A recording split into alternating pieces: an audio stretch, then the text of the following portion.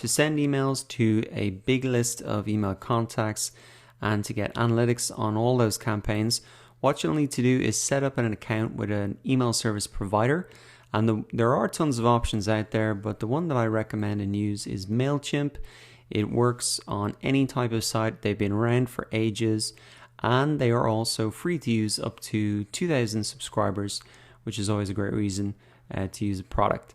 So what you want to do is type in Mailchimp into Google, go ahead and just click through, and then you can go ahead and sign up, and you can sign up with your personal account if it'll only be you using it, or you can sign up with your company email if you want as well.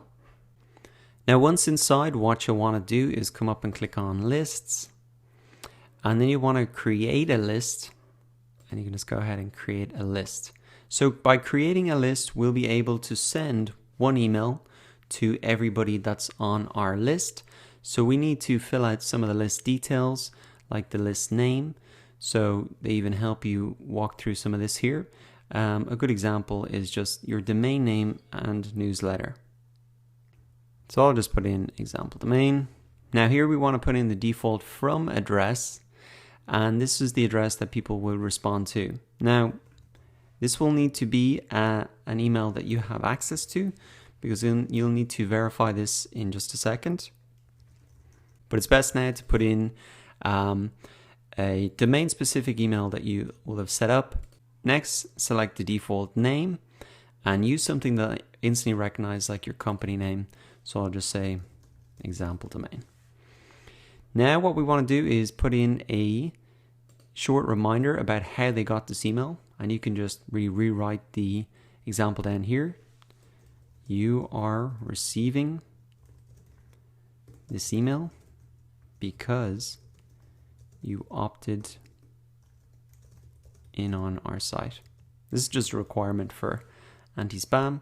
Now down here as well, you're going to need to input some of your company information, so you can change this to your company name and address.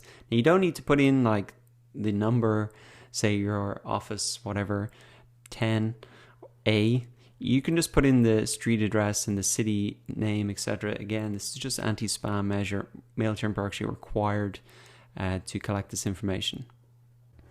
So next you can just put in your country and your state and a phone number if you want as well. And then you can also select if you want to get notifications about daily subscribes, unsubscribes, etc. And then you want to go ahead and click save. So excellent, we now have created a brand new list. And one thing that we actually want to do right now before we start to import contacts or anything is actually to verify our email address. So what I'd recommend you do is go and type in verify email Mailchimp. And what we need to do is just to show Mailchimp that we own that domain that we've popped in. And so what you can see you have to do is come down into account. And it may actually even show up if we come into settings, list and names. And let's see, yep, it says it here. This is actually maybe the easier way to do it. So if you come into your list and then you come in to settings, list name and defaults, you're going to see that you have to verify your domain so that you can send emails and receive replies from this mail. So what we can do is go ahead and click verify domain here.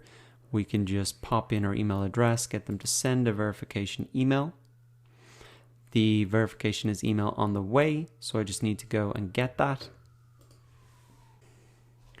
So to do that, I'm just logging into my host and where I've set up my domain specific email.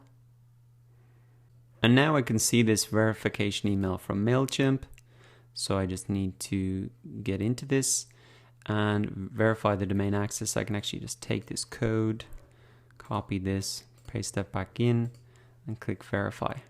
So now my domain has been successfully verified, so I can send emails with this email appearing and also receive emails back.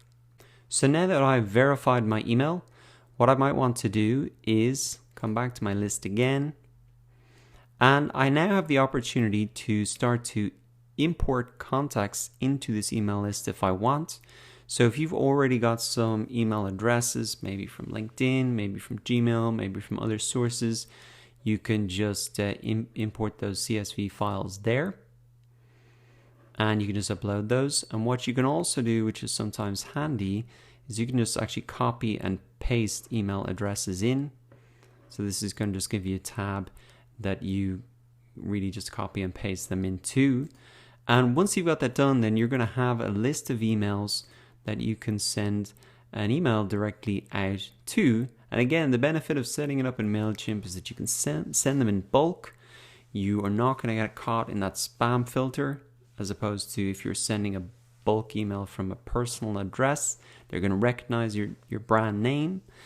And also you get all those cool analytics, like how many people opened the email, etc.